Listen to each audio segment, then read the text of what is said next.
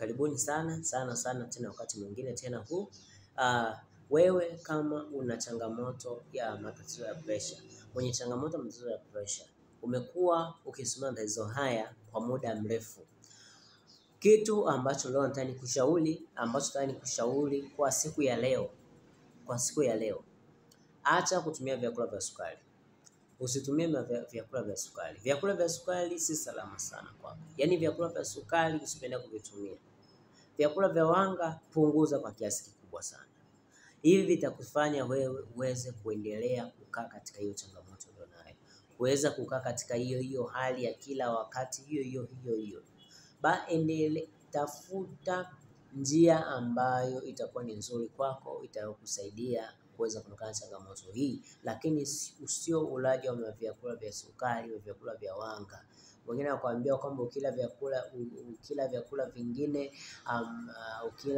usipokula sukari unaishiwa nguvu. Nani alikudanganya? Nani alikwambia kwamba ukifanya hivyo hapo utakuwa unadanganywa? Lakini tafuta kula vyakula vile ambavyo vinaongeza mwili, vinaupa mwili nguvu.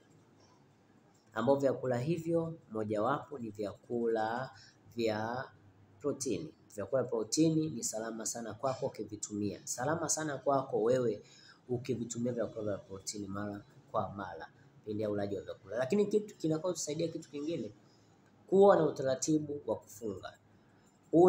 Sasa hivi ni mwezi mtukufu wa Ramadhani, ni mwezi wa Kwaresma, kwa hiyo funga. Angalau, yani sio kwamba kwa hichi kipindi tu ndio cha kufunga. Angalau unaweza kuitafuta hata kwa wiki. Kwa wiki hata mara 2 unafunga kuanzia asubuhi mpaka jioni, au unakula mlo mmoja au milo miwili tu kwa siku. Mwingine anakudanganya kwamba utaugua vidonda vya tumbo. Hapana, huwezi kuugua vidonda vya tumbo kabisa. Na kama wewe tayari utakuwa labda una pressure, lakini pia una unene kupitiliza, hebu kuwa na utaratibu wa kufunga kula asubuhi. Unaweza ukakaa bila kula kitu chochote. Saa 6 ndio ukaenda kula chakula, lakini chakula chenyewe kula chakula cha protini, na jioni pia kula chakula cha protini peke yake. Kula mara 2 kwa siku. Na kama ukiweza kula tena mara 1 tu kwa siku nzima. Hii itakusaidia sana, utaona unaanza kuimarika. Acha kula vyakula vya wanga, acha kula vyakula vya sukari.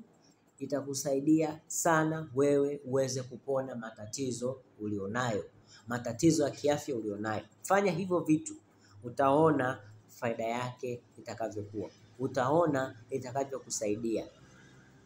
Endelea kunifuatilia humu ndani, endelea kusubscribe, endelea kufuatilia kile ninachokufundisha humu ndani.